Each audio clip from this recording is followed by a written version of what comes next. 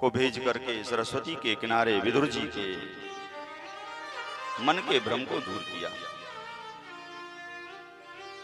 किस प्रकार भगवान विदुर के घर जाकर के छिलकों का भोग लगा करके ऊंच नीच की जो परंपरा उसको दूर करके भगवान ये बताना चाहते हैं कि हम किसी को भी प्राप्त कर सकते हैं, किसी भी कोई भी जीव कोई भी भक्त हमको प्राप्त कर सकता है। आज चतुर्थ स्कंध में प्रवेश करते ही श्री सुखदेव जी महाराज राजा परीक्षित से कहते हैं कि राजा, एतौ पार्षदौ मह्यम् जयो विजयैव च कदर्थी कृत्य मां यद्वो वक्रांतामतिक्रमम्।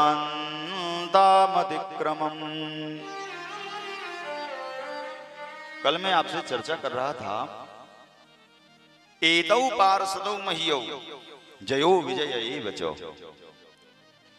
कि सनत कुमारों ने जाकर के किस प्रकार से भगवान के लोक में उनके पार्षद जय और विजय से लड़ना झगड़ना शुरू कर दिया और उनके श्राप से पतित होकर के धरातल पर आकर के यही जय विजय हिरण्याक्ष और हिरण्यकश्यप बन करके आए।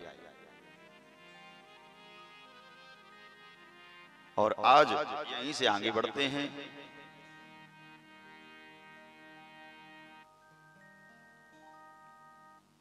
चतुर्थ स्कंद की कथा में श्री सुखदेव जी कहते, राजा कश्यप की 13 पत्नियां थीं।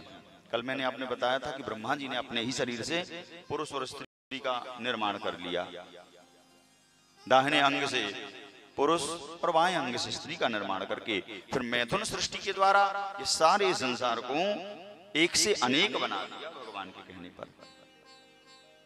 क्योंकि बिना स्त्री के सृष्टि का सृजन संभव नहीं था, इसलिए ऋषि महात्माओं को प्रकट करने के बाद अंडज पिंडज स्वेदज उद्भिज इत्यादि जो चतुष सृष्टि है इसका निर्माण करने के बाद ब्रह्मा जी ने पुरुष और स्त्री का निर्माण अपने ही शरीर से किया। क्योंकि बिना स्त्री के यह संसार नहीं बढ़ सकता था, तो ब्रह्मा जी ने भगवान के निमित्त यह कार्य किया। और आज उन्हीं ब्रह्मा की कृपा से हम सब यहाँ धरातल पर विराजमान हैं। इसलिए हम अहम ब्रह्म कहते हैं ना, हम ब्रह्मोस्मि, मैं स्वयं ब्रह्म हूं। और इसीलिए भागवत जी में लिखा है कि ब्रह्मेति पारमेति भगवानिति सभ्यते। कोई कोई लोग भगवान को ब्रह्म कहते हैं, कोई भक्त भगवान को ब्रह्म कहता है, तो कोई भक्त भगवान को परमात्मा और कोई भक्त भगवान को भगवान कहता है। मानना अपने ऊपर है, हम किस प्रकार से भगवान को मानते हैं। देखो, अब कान चाहे इधर से पकड़ लो और चाहे घुमा के इधर से पकड़ लो, पकड़ना कान है। अगर हमें इस दमोह जिला में आना है तो मार्ग बहुत से हैं, किसी मार्ग से भी आ जाओ, लक्ष्य होना चाहिए दमोह तक पहुंचना। जीव का मार्ग क्या है, लक्ष्य क्या है, बोले भगवान। मानव का अंतिम लक्ष्य है भगवान, परमात्मा प्राप्ति। और परमात्मा प्राप्ति के लिए मार्ग बहुत है। कौन कौन से हैं?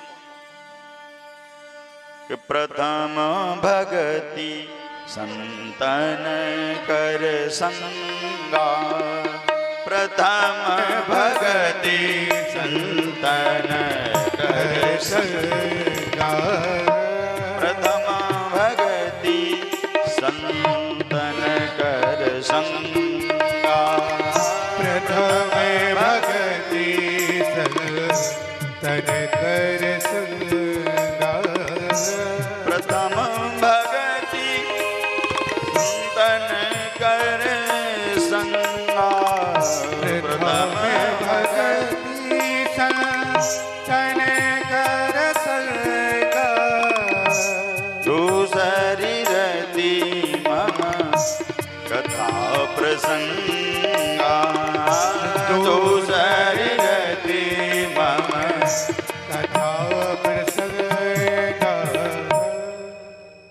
प्रथम भगति संतन कर संगा, दूसरी रति मम कथा प्रसंगा, तीसरी भगति अमान। अरे 9 भक्तियों का वर्णन मतंग की शिष्या अपने गुरु मतंग से सीखी। नवधा भक्ति करहूं में पानी। 9 भक्तियों के माध्यम से भगवान को हम प्राप्त कर सकते हैं, और यही सुगम मार्ग है जहां तक हम उस लक्ष्य तक पहुंच सकते हैं जो मानवीय लक्ष्य है। मानव का लक्ष्य क्या है? भगवान की प्राप्ति। करोड़ों की संपत्ति का अर्जन करना, बाल बच्चे प्रकट करके फिर परिवार में रहना, उनमें ही लिप्त होकर तो मृत्यु को प्राप्त हो जाना लक्ष्य नहीं है मानव। और एक ध्यान रखना, अगर हमारा लक्ष्य उपभोग ही है, कामनाएं ही हैं, तो प्रत्येक जीव में कामनाएं हैं। कौन सा ऐसा धरती पर जीव है जिसके अंदर कामनाएं नहीं है? है कोई जीव जिसके अंदर काम वासनाएं नहीं है?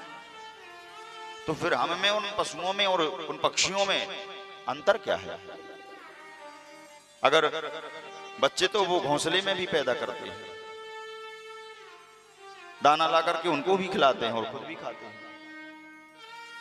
अगर भोजन बना के खाना हमारा लक्ष्य है, संतान पैदा करके उनको पालना हमारा लक्ष्य है, करोड़ों की संपत्ति अर्जन करते करते करते पूरे जीवन को निकालकर उनको बना देना हमारा लक्ष्य है, आखिर लक्ष्य है क्या? तो 84 में जो हमने कल बताया था कि ब्रह्मा ने जब 84 लाख योनियां बनाई तो उसमें केवल एक दरवाजा बनाया, मानव, जिस दरवाजे से हम पार करके सीधे ब्रह्म तक जा सकते हैं। अन्यथा कोई ऐसा मार्ग नहीं है इस 84 लाख योनियों में जिसके द्वारा आप पार करके भगवान तक पहुंच सकते हैं। एक मनुष्य ही है जो भगवत बन सकता, परमात्मा बन सकता है। मानव में कर्म के आधार पर वह खुद भगवान बन सकता है, अन्यथा कोई जीव नहीं है जो भगवान बन जाए।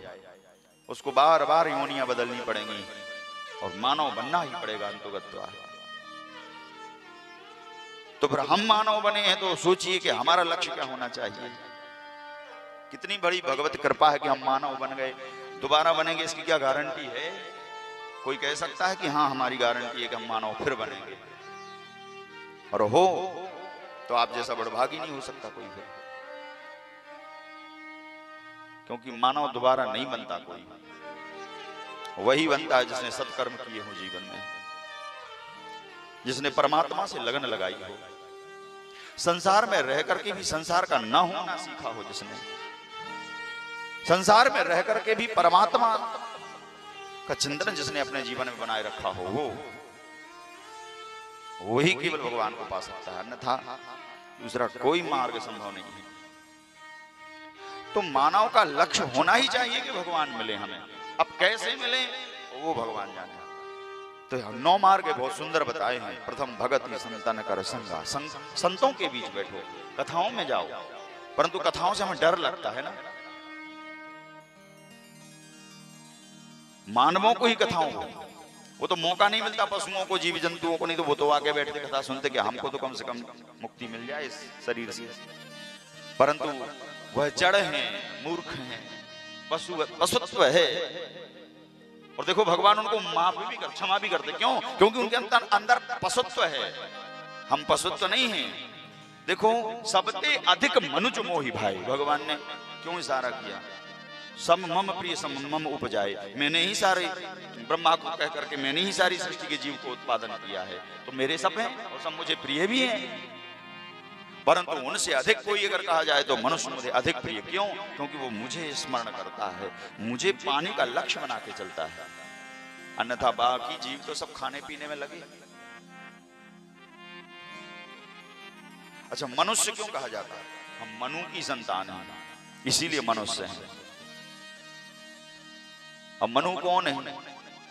आजकल नेताओं ने बिगाड़ दिया, कुछ लोगों ने मनु को मनु विरोधी बना दिया लोगों है? जबकि मनु जी ने कहीं किसी का विरोध थोड़ी किया। मनु जी ने वो पद्धति बताई जो मनुष्य को करना चाहिए, मनुष्य के निमित्त है, जो मनुष्य के लिए लाभकारी है, वही चीजें उन्होंने लिखी है अपनी, उसी को मनु स्मृति कहते हैं। लोग विरोध करते हैं आज।